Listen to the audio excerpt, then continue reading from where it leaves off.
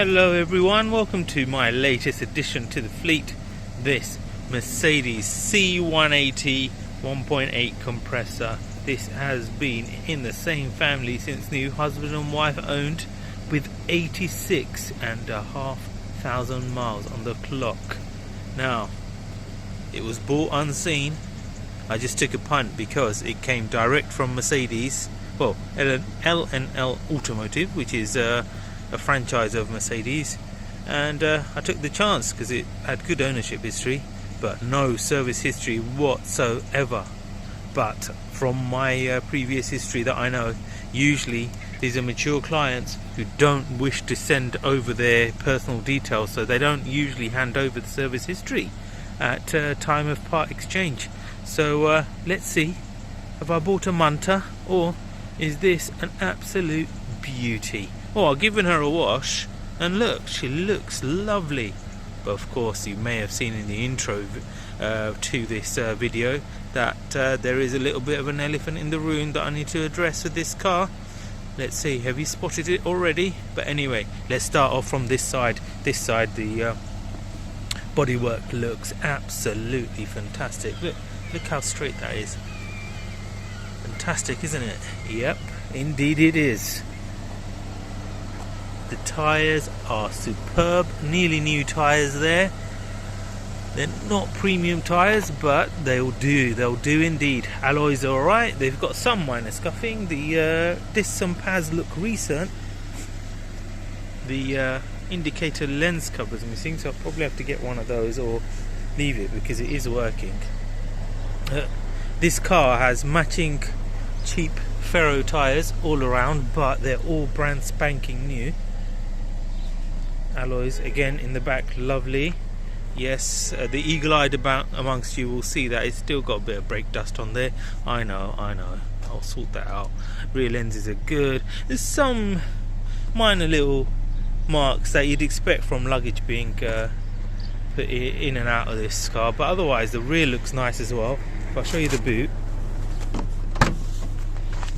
look at that. It's a nice boot on this car. For the size of the car, it's not too bad. It's nice and square as well, so should be easy to get shopping in and out, etc.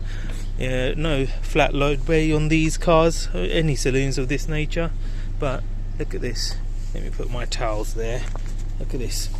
Something you don't get. Look, the clip's still not broken. That's fantastic. Nice little touch. So what you do, you leave it up here. Voila. And check that out. An original spare tyre, full size at that, with all the gubbins that you need. I had this bit I had to wash a little bit, so you got a little bit of water there, so don't worry about that. It was bone dry when I got it, promise. Right, that little box will give you a little hint as to what's going to happen later on in this video. But let's go through the rest of it. So the boot's good. Let's look at the rear profile here. That's not too shabby either, is it? It's been clearly well looked after, but look, they've tried to touch this up. I don't know if you can see it on camera, but that's dull as anything and is a mismatch. So that's where that box comes in, because I've got a rattle can. Some scuffing on the rear alloys there, and again brand new Ferro tyres. Let's look at the back while I'm here, and I don't forget. Generally the seats are in lovely condition, need a little bit of a clean, but that's it. It's in lovely condition. Let's see the headlining. Yeah, pretty good. Yeah, not bad, not bad. I'm not at the seaside, guys. It's just an early Sunday morning at 8 o'clock, and the seagulls are just making hay with all the rubbish people have left behind. So interior is pretty good, needs like slight cleaning here and there, so nothing too major. And then on the other side, passenger seats good, again needs a bit of a clean, just typical of the fabric seats. It's a 2007 car, late 2007, but look, they've looked after it so well. I'm not generally a big fan of the design of the Mercedes here, but of this generation, this is probably one of the last generations where they use half decent materials, so they use quality over design, whereas these days the design is absolutely amazing on the interiors. They make you feel special, but if you look under the skin, all the plastics etc are really low grade plastics, whereas these plastics here are so much more higher grade. Such a disappointment, I know. But there you go. Driver's seat, lovely. And later on in the video, when I do the little drive, I'll point out why I prefer these cloth seats to the leather ones. So interior is lovely. Only bit is this faux leather bit where it started to crack a little bit. So what I'm going to do is use a leather repairer thing. It's not going to come out perfect, and to be honest, with the price of this car and its age, to be expected, but I'm going to make that more presentable. So overall, lovely. I've checked all the electrics, it's all working lovely. Look at that. The revs are nice and steady. The car is all heated up, it's not overheating or anything. Isn't that lovely? Look, the mileage is 86,174. Maybe my intro was wrong, I don't know. But there you go, that's the mileage. Shall we look underneath? So underneath, it looks fine. Really nice and genuine car. Obviously, as you can see, I don't generally tend to clean the car in the engine bay before a customer has come to see it, because I don't want them thinking that I'm hiding anything. So they see it as it is, and then if they want, I give a hot towel clean over all the plastics. I don't steam clean, etc. They can do it themselves at their own risk at a local wash shop or whatever, whoever wants to do that, but I never risk it with all the electronics under there. Yes, I know I'm a wimp, but that's just the way it is, I'm afraid. Right, let's have a little look. So the things to look out for, usually you've got to look out for any oil leaks on the sides. These seals here usually perish as well, so you usually get a bit of leaking. As you can see on here, it looks like a seam, but it's not. It's dry. There's nothing seeping through on there, so that's nice. And on the sides, I've had a look. Sorry, I tried to show you as well, but you can't see it from that angle. But there's no oil. The car is bone dry. Everything is nice. It looks like it's had a new auxiliary belt fitted as well, as you can see. Look at that. You can see the maker's mark still there. So I've had a look myself as well.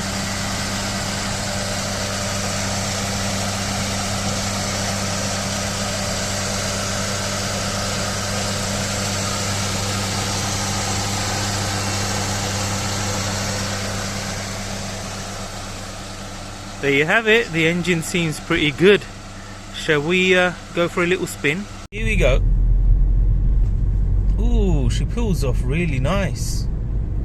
Changing gears nicely. Pretty smooth, I must say.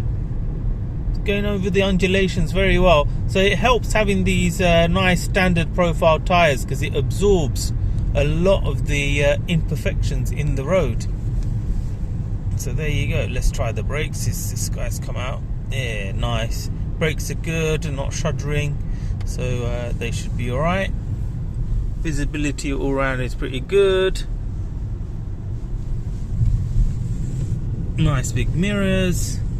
Me personally, I feel a bit claustrophobic here, because maybe it's because of the way the dash is and you're so close to the windscreen, but yeah, this car feels a lot smaller than it actually is. It's much larger, obviously, being a mid-sized saloon, but it's nice and comfortable in this standard spec.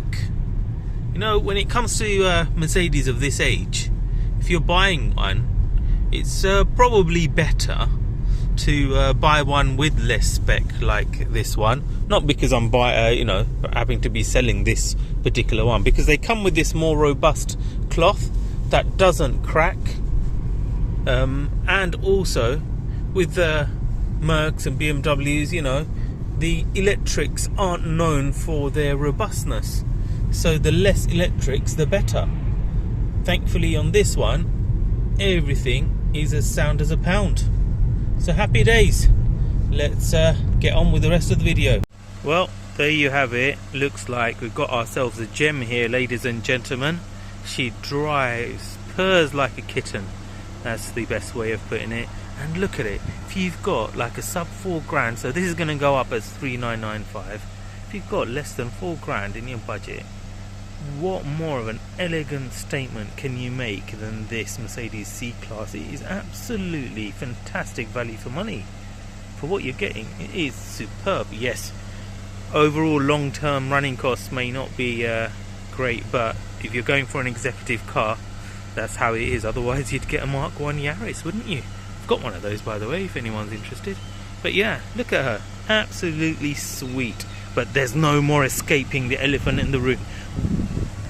Here you go, look at that. Oh, too good to be true, isn't it? Yeah, so she was all lovely, and then you get this. And in all honesty, it's not too bad, but with the margins involved in this car, I'm gonna do this myself. And in this video, I'm actually gonna show you how I do this paint job. Now, you'll have to forgive me. This is because of the margins involved, can't take it to a body shop, so it's not going to be 100% perfect. But let me know what you think of the before and afters, won't you? So what I've done is I've ordered a rattle can. That's what that box is for. And to get the color code, all you do, look at the VIN, and it's just there, C755. So if you're wondering how to get the color code on a Merc, that's how you do it. Just go there, C755. I think on this one is called a Teneric Grey. And so I got the colour, the lacquer and the primer ready to go. So before I end this video, I'm going to show you the before and after on this and the work I've done on that. So let me know in the comments below. Be kind, hey?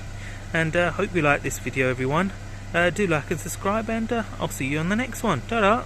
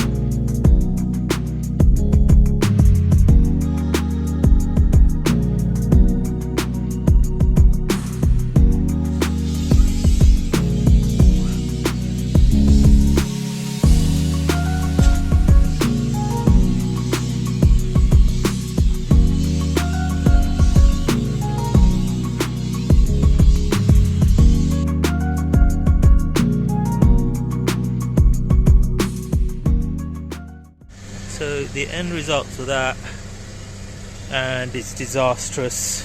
I've got paint run there, as you can see, so I'm gonna have to wet sand this and fix it later. So wet sand and polish, and that should be that. So not the end of the world, but as you can see, not too bad, huh? Not too bad. Not perfect, but we'll have to do.